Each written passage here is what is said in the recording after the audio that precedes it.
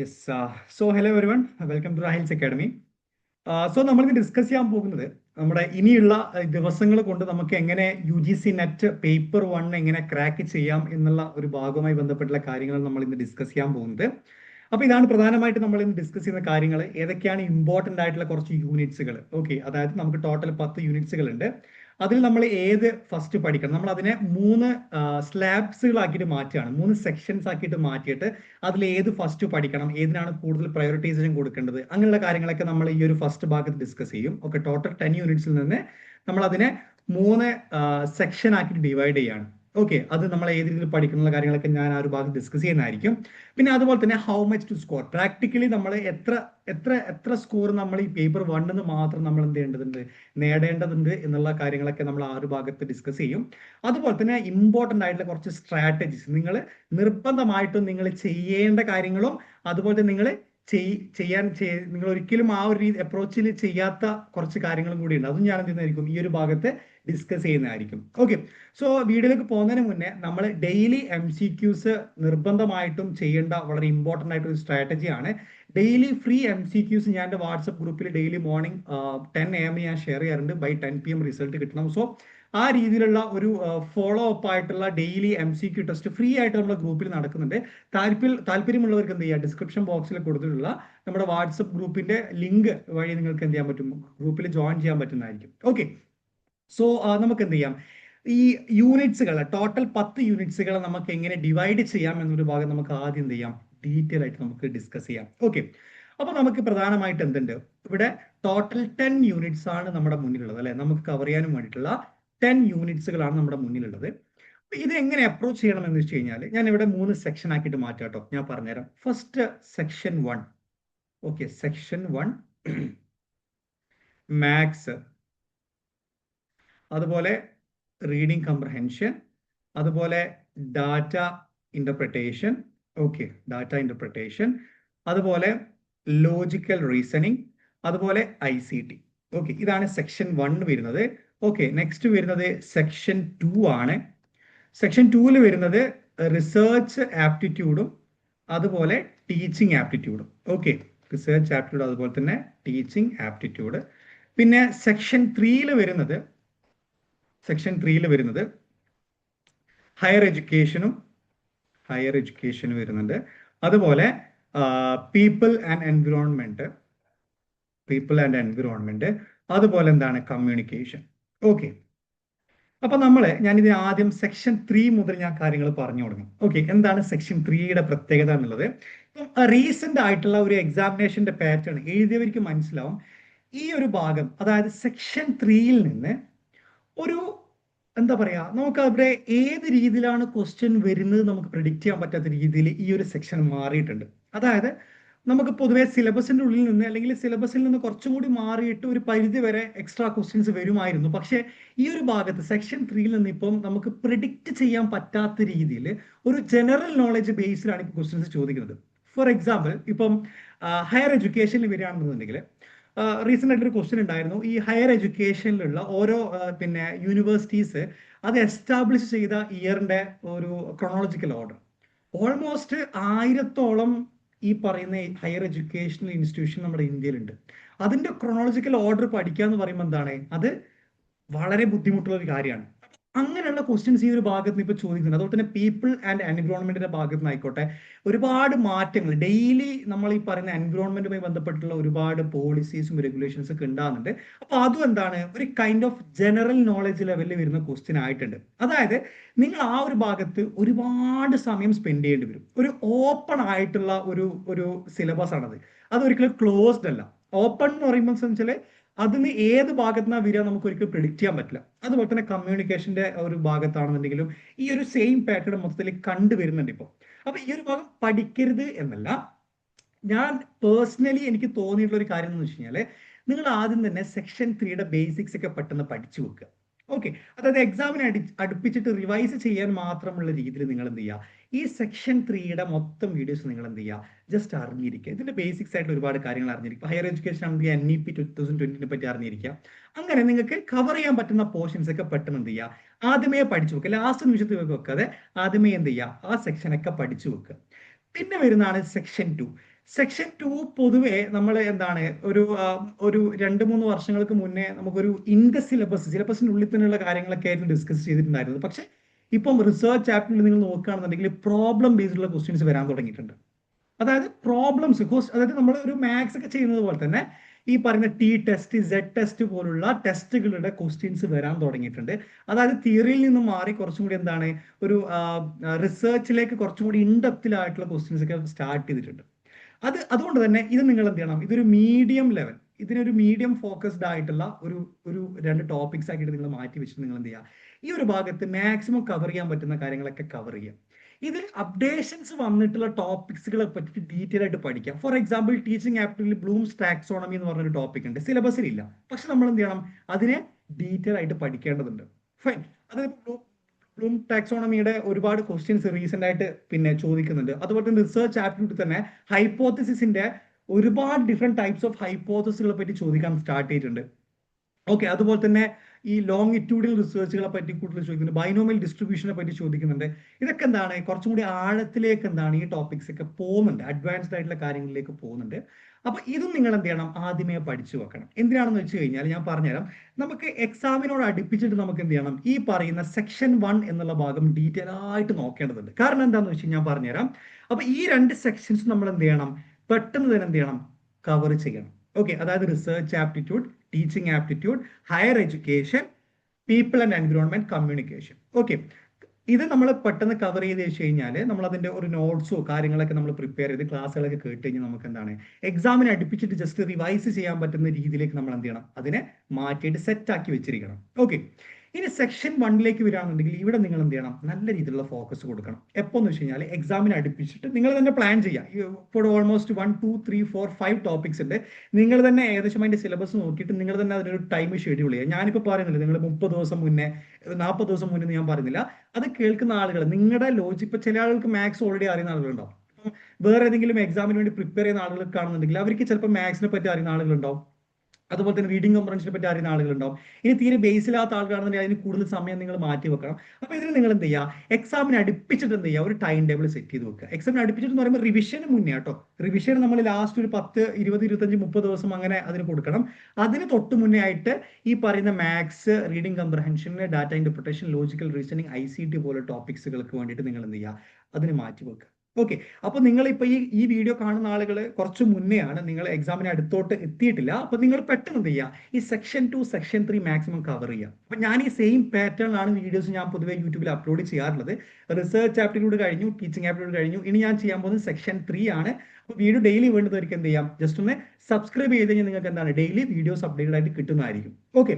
അപ്പൊ ഇതാണ് ഈ രീതിയിൽ നിങ്ങൾ എന്ത് ചെയ്യണം, പേപ്പർ 1ന് നിങ്ങൾ എന്ത് ചെയ്യണം, പ്ലാൻ ചെയ്യണം. പിന്നെ പറയാനുള്ള ഒരു കാര്യം എന്ന് വെച്ചാൽ ഇത് ഭയങ്കര സബ്ജക്റ്റീവ് ആട്ടോ. അതായത് ചില ആളുകൾക്ക് ഈ സെക്ഷൻ 1 നല്ല രീതിയിൽ അറിയുന്നുണ്ടാവും, അവർക്ക് ഇത് പ്രിപ്പറേഷൻ്റെ ആവശ്യമുണ്ടാവും. അതുകൊണ്ട് സെക്ഷൻ 2, സെക്ഷൻ 3 ഫോക്കസ് ചെയ്യണം.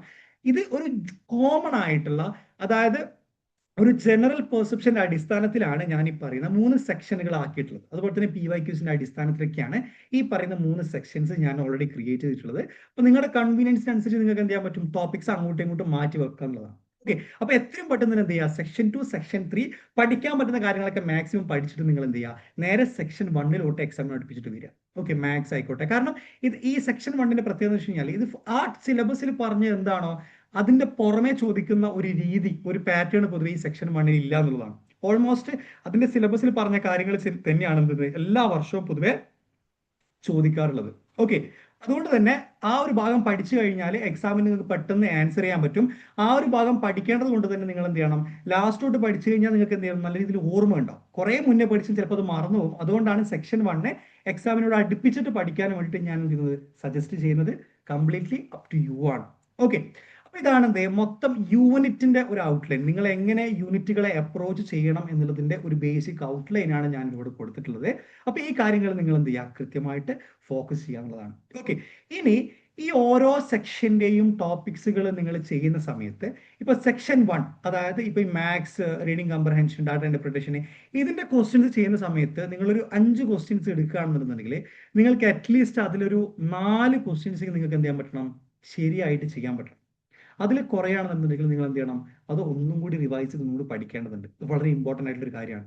അതേ സമയത്ത് സെക്ഷൻ 2 നിങ്ങൾ എടുക്കുകയാണെന്നുണ്ടെങ്കിൽ ഇവിടെ ഒരു 5 ക്വസ്റ്റ്യൻസ് നിങ്ങൾക്ക് ഉണ്ടെന്നുണ്ടെങ്കിൽ അറ്റ്ലീസ്റ്റ് നിങ്ങൾക്ക് എന്ത് ചെയ്യാൻ പറ്റണം, ഒരു 3 ആൻസർ എങ്കിലും നിങ്ങൾക്ക് ശരിയായിരിക്കണം. അണ്ടർസ്റ്റുഡ്? അപ്പോൾ ഞാനിപ്പോൾ ഡെയിലി എൻ്റെ ഗ്രൂപ്പിൽ ഞാൻ 5 MCQs വെച്ചിട്ട് ഞാൻ ഗ്രൂപ്പിൽ ഷെയർ ചെയ്യാറുണ്ട്. അപ്പോൾ MCQs എന്താണ്, നിങ്ങൾ ആദ്യം നിങ്ങൾക്ക് എന്ത് ചെയ്യാൻ പറ്റും, അനലൈസ് ചെയ്യാൻ പറ്റും. അതായത് 5 MCQസിൽ 4 ചെയ്യാൻ പറ്റുന്നുണ്ടോ, ഈ ഒരു സെക്ഷനിൽ നിന്ന് ഈ ഒരു ഭാഗത്ത് നിന്ന് 3 ചെയ്യാൻ പറ്റുന്നുണ്ടോ. അതുപോലെ തന്നെ ഇവിടെ എന്താണ് 5 ക്വസ്റ്റ്യൻ അറ്റ്ലീസ്റ്റ് എന്താണ് 2 കറക്റ്റ് ആൻസർ നിങ്ങൾക്ക് എന്ത് ചെയ്യാൻ പറ്റണം, കിട്ടുന്ന രീതിയിൽ നിങ്ങൾ എന്ത് ചെയ്യണം, ഇതിനെ പഠിച്ചിരിക്കണം. ഓക്കെ, അപ്പൊ ഈ രീതിയിലാണ് നിങ്ങൾ എന്ത് ചെയ്യേണ്ടത്, ഈ 10 യൂണിറ്റിന് നിങ്ങൾ ഈ രീതിയിൽ അപ്രോച്ച് ചെയ്യുകയാണെന്നുണ്ടെങ്കിൽ നിങ്ങൾക്ക് വളരെ ഈസി ആയിട്ട് നിങ്ങൾക്ക് എന്ത് ചെയ്യാൻ പറ്റും, ഈ ഒരു ഭാഗത്ത് നിന്ന് നല്ല രീതിയിൽ, അതായത് ഞാൻ ഒരു ഹയർ എക്സ്പെക്ടേഷൻ അല്ല, ലോവർ എക്സ്പെക്ടേഷൻ അല്ല, അറ്റ്ലീസ്റ്റ് ഒരു 34 to 38 ക്വസ്റ്റ്യൻ എങ്കിലും മാക്സിമം. ഇതിന്റെ കുറയാന് കൂടിയാൽ അത്രയും നല്ലത്, ഇതിന്റെ കുറയാതെ ഒരു 34 എങ്കിലും മിനിമം കിട്ടുന്ന രീതിയിൽ നിങ്ങൾ എന്ത് ചെയ്യണം, പേപ്പർ 1-ന് നിങ്ങൾ, ഞാൻ പ്രാക്ടിക്കൽ ആയിട്ടുള്ള കാര്യം കേട്ടോ പറയുന്നത്, ഇനിയുള്ള ദിവസങ്ങൾ കൊണ്ട് പ്രാക്ടിക്കൽ കാര്യങ്ങൾ പറയുന്നത്. നിങ്ങൾ ഹയർ മാർക്കിന് വേണ്ടിയിട്ട് നിങ്ങൾ എന്ത് ചെയ്യുക, ഫോക്കസ് ചെയ്യുക. ഒരു 40 എബോവ് നിങ്ങൾ എന്ത് ചെയ്യുക, 40 എബോവ് ക്വസ്റ്റ്യൻസ് ചെയ്യാൻ പറ്റുന്ന രീതിയിൽ തന്നെ നിങ്ങൾ അത് പ്രാക്ടീസ് ചെയ്യുക. പക്ഷെ അറ്റ്ലീസ്റ്റ് 34 to 38 എങ്കിലും നിങ്ങൾക്ക് ക്രാക്ക് എഴുതാൻ, ആൻസർ ചെയ്യാൻ പറ്റുന്ന രീതിയിൽ നിങ്ങൾ എന്ത് ചെയ്യണം, നിങ്ങളുടെ പ്രിപ്പറേഷൻസ് തെറവായിരിക്കണം. അണ്ടർസ്റ്റുഡ്? ഇതാണ് എന്ത്, ഈ ഒരു ഭാഗത്ത് നിങ്ങൾ മനസ്സിലാക്കുന്ന വളരെ പ്രധാനപ്പെട്ട കാര്യം. ഓക്കെ, ഇനി നമുക്ക് ഇതിന്റെ പ്രധാനമായിട്ട് നിങ്ങൾ ചെയ്യേണ്ട സ്ട്രാറ്റജീസും നിങ്ങൾ മാക്സിമം ഒഴിവാക്കേണ്ട സ്ട്രാറ്റജീസും കൂടി ഞാൻ ഡിസ്കസ് ചെയ്യാം. 1 second. യാ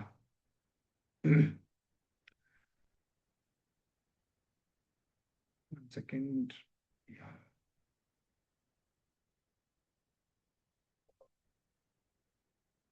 സോറിയാ, ഫൈൻ.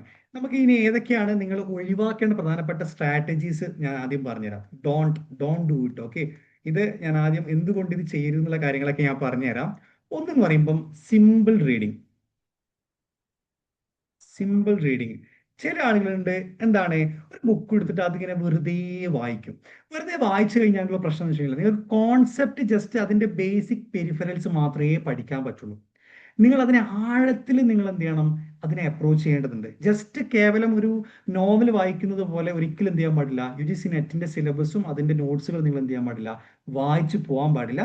അതിന് നിങ്ങൾ എന്ത് ചെയ്യണം, ക്രിട്ടിക്കലി പഠിക്കണം. ഉദാഹരണത്തിന് ഇപ്പം ഒരു എക്സാമ്പിൾ, ഇപ്പം ഇൻഡിപെൻഡന്റ് വേരിയബിൾ, ഡിപെൻഡന്റ് വേരിയബിൾ, എന്താണ് IV, എന്താണ് DV, അതെന്തിനാണ് റിസർച്ചിൽ നമ്മൾ ഇംപ്ലിമെന്റ് ചെയ്യുന്നത്, അതിന്റെ ഇമ്പോർട്ടൻസ് എന്താണ്. ഓക്കെ, അതിന്റെ ഒരു എക്സാമ്പിൾ നിങ്ങൾ പഠിക്കുക. ഇപ്പൊ ഞാനിപ്പം ഈ വേരിയബിൾസിന്റെ ഒരു ക്ലാസ് ഞാൻ എടുത്തിട്ടുണ്ട്.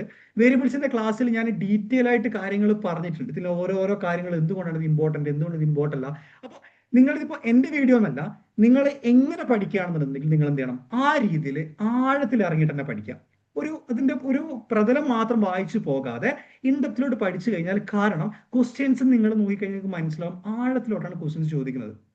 അതുകൊണ്ട് നിങ്ങൾ എന്ത് ചെയ്യണം, കുറച്ചും കൂടി ഇൻഡെപ്ത് ആയിട്ട് നിങ്ങൾ എന്ത് ചെയ്യണം, കാര്യങ്ങൾ പ്രിപ്പയർ ചെയ്യണം. അതാണ് ഫസ്റ്റ് കാര്യങ്ങൾ. സിമ്പിൾ റീഡിങ് എന്ത് ചെയ്യാൻ പാടില്ല, നിങ്ങൾ ഒരിക്കലും പ്രൊമോട്ട് ചെയ്യാൻ പാടില്ല.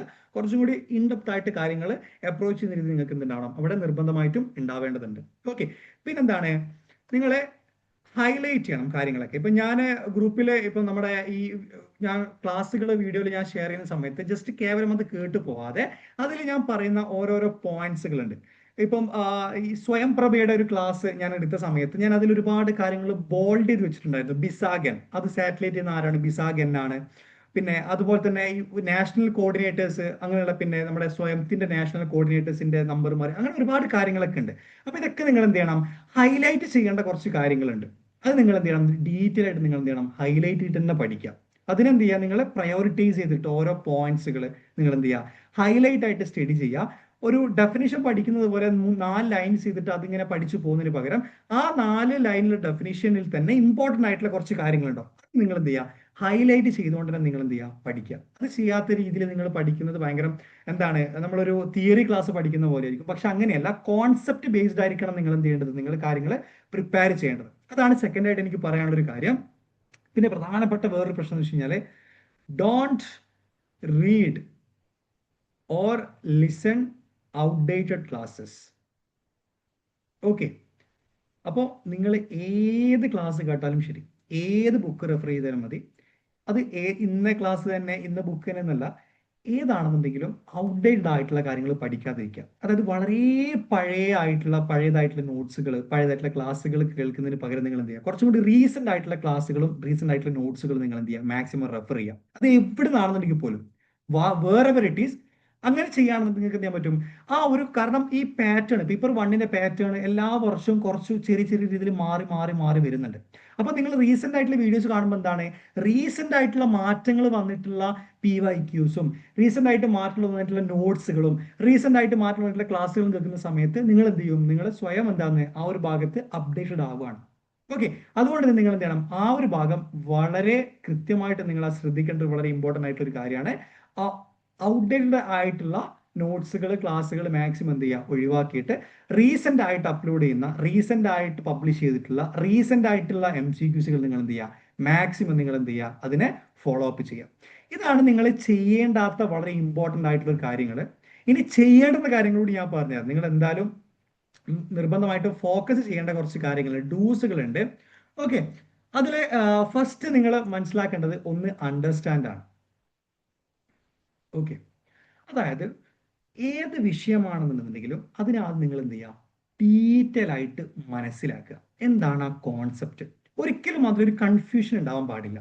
എവിടെയെങ്കിലും കൺഫ്യൂഷൻ ഉണ്ടെന്നുണ്ടെങ്കിൽ നിങ്ങൾക്ക് എന്താണ് മാക്സിമം ആ ഒരു കൺഫ്യൂഷൻ ഒഴിവാക്കാനും വേണ്ടിയിട്ട് ഡീറ്റെയിൽ ആയിട്ട് വീഡിയോ കാണുക. അല്ലെങ്കിൽ ഇനിയിപ്പോൾ നിങ്ങൾക്ക് എവിടെ നിന്ന് കിട്ടുന്നില്ല, നിങ്ങൾക്ക് എന്നെ കോൺടാക്ട് ചെയ്യാം, ഞാൻ കാര്യങ്ങൾ ഡീറ്റെയിൽ ആയിട്ട് പറഞ്ഞുതരാം. ഏത് കോൺസെപ്റ്റിലും നിങ്ങൾക്ക് സംശയം ഉണ്ടെന്നുണ്ടെങ്കിൽ നമ്മുടെ വാട്സപ്പ് ഗ്രൂപ്പിൽ വന്നു കഴിഞ്ഞാൽ ജോയിൻ ചെയ്ത് കഴിഞ്ഞാൽ നിങ്ങൾക്ക് എന്നെ കണക്ട് ചെയ്യാൻ പറ്റും. ഞാൻ ഡീറ്റെയിൽ ആയിട്ട് പറഞ്ഞു തരുന്നതായിരിക്കും. കോൺസെപ്റ്റുകൾ ആദ്യം ഡീറ്റെയിൽ ആയിട്ട് മനസ്സിലാക്കുക. അത് മനസ്സിലാക്കിയ ശേഷം നിങ്ങൾ എന്ത് ചെയ്യുക, അതിനെ പഠിക്കുക. വെറും മനസ്സിലാക്കുന്നത് മാത്രം ഒരു പ്രശ്നമാണ്. കാരണം വെറും മനസ്സിലാക്കി കഴിഞ്ഞാൽ പ്രശ്നം എന്ന് അറിയോ, നിങ്ങൾ എന്താണ് തീർച്ചയായിട്ടും നിങ്ങൾ എന്ത് ചെയ്യും, അത് മറന്നുപോകും. അപ്പൊ ആ ഒരു പ്രശ്നം ഒഴിവാക്കാനും വേണ്ടി മനസ്സിലാക്കിയതിനു ശേഷം നിങ്ങൾ എന്ത് ചെയ്യുക, അതിനെ ഡീറ്റെയിൽ ആയിട്ട് നിങ്ങൾ എന്ത് ചെയ്യുക, അതിനെ പഠിക്കുക എന്നുള്ളതാണ്. പഠിച്ചതിന് ശേഷം വെറും പഠിച്ചാൽ മതിയോ? ഇല്ല, നിങ്ങൾ എന്ത് ചെയ്യണം, അത് റിപ്പീറ്റ് ചെയ്യണം. അല്ലെ, ഇപ്പൊ റിസർച്ച് ചാപ്റ്ററിൽ തന്നെ നിങ്ങൾ എന്താണ്, അതിനെ ആദ്യം പഠിക്കുകയാണ്, അണ്ടർസ്റ്റാൻഡ് ചെയ്യാണ്, പിന്നെ അതിനെ നിങ്ങൾ ലേൺ ചെയ്യാണ്, പഠിക്കുകയാണ്, പിന്നെ നിങ്ങൾ എന്ത് ചെയ്യണം, അതിനെ റിപ്പീറ്റ് ചെയ്യണം. ഇപ്പം ഇൻഡിപെൻഡന്റ് വേരിയബിൾസിനെ പറ്റി നിങ്ങൾ പിന്നെ റിപ്പീറ്റ് ചെയ്യണം, വേരിയബിൾസ് റിപ്പീറ്റ് ചെയ്യണം, അതുപോലെ തന്നെ സാമ്പിളിംഗ് ടൈപ്സുകൾ റിപ്പീറ്റ് ചെയ്യണം, ഹൈപ്പോത്തസിസ് റിപ്പീറ്റ് ചെയ്യണം. ഇതിങ്ങനെ റിപ്പീറ്റ് ചെയ്തുകൊണ്ട് എന്ത് ചെയ്യുക, ഇതിനെ റിവിഷൻ മെത്തേഡിൽ നിങ്ങൾ എന്ത് ചെയ്യുക, അതിനെ അപ്രോച്ച് ചെയ്യുക. പിന്നെ അതുപോലെ തന്നെ പ്രാക്ടീസ് എന്ന് പറയുമ്പോൾ ഇപ്പോൾ നിങ്ങൾ വേരിയബിൾസ് എന്നുള്ള ടോപ്പിക്സ് നിങ്ങൾ പഠിക്കുകയാണെന്നുണ്ടെങ്കിൽ അതിന്റെ MCQസും PYQസും നിങ്ങൾ എന്ത് ചെയ്യുക, മാക്സിമം പ്രാക്ടീസ് ചെയ്യുക. ഓക്കെ, അപ്പൊ ഈ 4 കാര്യങ്ങൾ നിങ്ങൾ കൃത്യമായിട്ട് ഫോളോ ചെയ്യുകയാണെന്നുണ്ടെങ്കിൽ ആ ഒരു കോൺസെപ്റ്റ് ക്ലിയർ ആണ്. നിങ്ങൾ വേരിയബിൾ മനസ്സിലാക്കി, വേരിയബിളിനെ പറ്റി നിങ്ങൾ പഠിച്ചു, വേരിയബിൾ നിങ്ങൾ വീണ്ടും വീണ്ടും റിപ്പീറ്റ് ചെയ്തു, വേരിയബിൾസിന്റെ MCQസും PYQസും ചെയ്തു, വേരിയബിൾസ് നിങ്ങൾക്ക് സെറ്റാണ്. അപ്പൊ വേരിയബിൾസുമായി ബന്ധപ്പെട്ടുള്ള ഏത് ചോദ്യങ്ങൾ വന്നു കഴിഞ്ഞാലും തെറ്റായിട്ടുള്ള ഓപ്ഷനെങ്കിലും പറയാനുള്ള ഒരു കോൺഫിഡൻസ് നിങ്ങൾക്ക് ഉണ്ടാവും. അണ്ടർസ്റ്റുഡ്? അപ്പൊ ഈ 4 രീതിയിൽ നിങ്ങൾ എന്ത് ചെയ്യണം, ഏതൊരു വിഷയത്തെയും ഈ 4 രീതിയിൽ നിങ്ങൾ എന്ത് ചെയ്യണം, 4 രീതിയിൽ നിങ്ങൾ അപ്രോച്ച് ചെയ്യണം. ഓക്കെ, നിങ്ങൾക്ക് വേണമെന്നുണ്ടെങ്കിൽ നിങ്ങൾക്ക് എന്താണ് സ്വന്തമായിട്ട് ടൈം ടേബിൾ ആക്കാം. അണ്ടർസ്റ്റാൻഡ്, ലേൺ, റിപ്പീറ്റ്, പ്രാക്ടീസ്, എന്നിട്ട് ടിക്ക് ചെയ്യാം. വേരിയബിൾസ് ഒരു സെക്ഷൻ ഉണ്ടെന്നുണ്ടെങ്കിൽ അത് എനിക്ക് മനസ്സിലായി, അതിനെ ഞാൻ പഠിച്ചു, ഞാൻ റിപ്പീറ്റ് ചെയ്തു, അതിന്റെ MCQs ചെയ്തു, ഇപ്പൊ 4 ടിക്ക് അവിടെ വന്നു. That's it. പിന്നെ നിങ്ങൾ എന്താണ് അതിനെ ചെയിൻ റിവിഷൻ പോലെ എന്താണ് ഓരോ എക്സാമിന് അടുപ്പിച്ചിട്ട് ഓരോരോ യൂണിറ്റ് വീണ്ടും വീണ്ടും ജസ്റ്റ് ഒന്ന് റിവൈസ് ചെയ്താൽ മതിയാവും. ഓക്കെ, ഇതൊക്കെയാണ് നിങ്ങൾ ചെയ്യേണ്ട വളരെ ഇമ്പോർട്ടന്റ് ആയിട്ടുള്ള കുറച്ച് ഡൂസുകൾ. ഓക്കെ, ഇനി എനിക്ക് കംപ്ലീറ്റ്ലി ഞാൻ ഏതൊരു കോമ്പറ്റേറ്റീവ് എക്സാം അപ്രോച്ച് ചെയ്യുകയാണെന്നുണ്ടെങ്കിലും ഞാൻ ചെയ്യുന്ന ഒരു സ്ട്രാറ്റജി ഉണ്ട്. എന്താണെന്നറിയോ? റൈറ്റിംഗ്. എനിക്കുണ്ടല്ലോ എനിക്ക് പേഴ്സണലി എനിക്ക് അങ്ങനെയാണ്. ഞാൻ പല ആളുകളോട് ചോദിച്ചപ്പോൾ അവർക്കും അങ്ങനെയാണ്. നിങ്ങൾക്ക് അങ്ങനെയാണെന്ന് എനിക്കറിയില്ല. നിങ്ങൾക്ക് സ്വയം ഒന്ന് പരിശോധിക്കുക എന്താണെന്നുള്ളത്. എനിക്ക് ഒരു കാര്യം പഠിച്ചു കഴിഞ്ഞാലും അത് എഴുതിയാൽ എനിക്ക് പഠിക്കാൻ പറ്റുള്ളൂ. അങ്ങനെ കുറെ ആളുകളുണ്ട്. അതായത് എനിക്കിപ്പോ ഞാനിവിടെ ഒരു ക്ലാസ് പ്രസന്റ് ചെയ്യുന്ന സമയത്ത് ഞാനിപ്പം ഒരു വേരിയബിൾസിന്റെ ക്ലാസ് എടുക്കുകയാണെന്നുണ്ടെങ്കിൽ ഞാൻ ആദ്യം അതൊക്കെ വെറുതെ എൻ്റെ നോട്ടിൽ എഴുതും. എനിക്ക് നോട്ടിൽ എഴുതിയാലാണ് ക്ലാസ് എടുക്കാനും കോൺഫിഡൻസ് കിട്ടുക, എക്സാമിന് ഇരിക്കാനും കോൺഫിഡൻസ് കിട്ടുക. അങ്ങനെ കുറച്ച് ആളുകളുണ്ട്. അങ്ങനെ ആളുകളോട് എനിക്ക് പറയാനുള്ള വെച്ചാൽ നിങ്ങൾ ഈ കിലോ പേപ്പർ കിട്ടുമല്ലോ, എന്താണ് ന്യൂസ് പേപ്പറോ, ഈ ന്യൂസ് പേപ്പർ അല്ല, ഈ വളരെ വില കുറഞ്ഞ് കിട്ടുന്ന ഒരു പേപ്പർ ഉണ്ട്. എൻ്റെ നാട്ടിലൊക്കെ അത് ഉണ്ടായിരുന്നു. എൻ്റെ ഒരു ഒഫീഷ്യൽ നെയിം എനിക്കറിയില്ല. അത് വാങ്ങിച്ചിട്ട് എന്ത് ചെയ്യുക, വെറുതെ എഴുതുക, എല്ലാം എഴുതുക, വേരിയബിൾസ് എന്താ ഇങ്ങനെ എഴുതുക.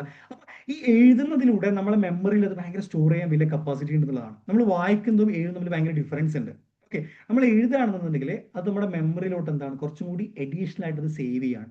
അപ്പൊ ആ ഒരു രീതി എന്ത് ചെയ്യുക, പ്രാക്ടിക്കലി നിങ്ങൾക്ക് തോന്നിയിട്ടുണ്ടെന്നുണ്ടെങ്കിൽ എന്ത് ചെയ്യുക, അത് മാക്സിമം അത് യൂട്ടിലൈസ് ചെയ്യുക കേട്ടോ. മാക്സിമം കാര്യങ്ങൾ നിങ്ങൾ എഴുതിയിട്ട് എന്ത് ചെയ്യുക, നിങ്ങൾ പഠിക്കുക. കുറച്ചുകൂടി ട്രഡീഷണൽ മെത്തേഡാണ്, പക്ഷേ ഞാൻ മനസ്സിലാക്കുന്നത് അതിന് നല്ല റിസൾട്ട് കിട്ടാനുള്ള സാധ്യത ഉണ്ട് എന്നുള്ളതാണ്. ഓക്കെ, അപ്പൊ ഇതൊക്കെയാണ് നിങ്ങൾ ഈ ഒരു ഭാഗത്ത് നിങ്ങൾ അറിഞ്ഞിരിക്കേണ്ട വളരെ പ്രധാനപ്പെട്ട കാര്യങ്ങൾ. അപ്പോൾ ഏതൊക്കെ യൂണിറ്റിന്റെ ഭാഗങ്ങളൊക്കെ ഞാൻ ഡിസ്കസ് ചെയ്തു, അതുപോലെ തന്നെ നിങ്ങൾ ചെയ്യേണ്ടാത്ത കാര്യങ്ങളും ചെയ്യേണ്ടുന്ന കാര്യങ്ങളും ഞാൻ ഡിസ്കസ് ചെയ്തു.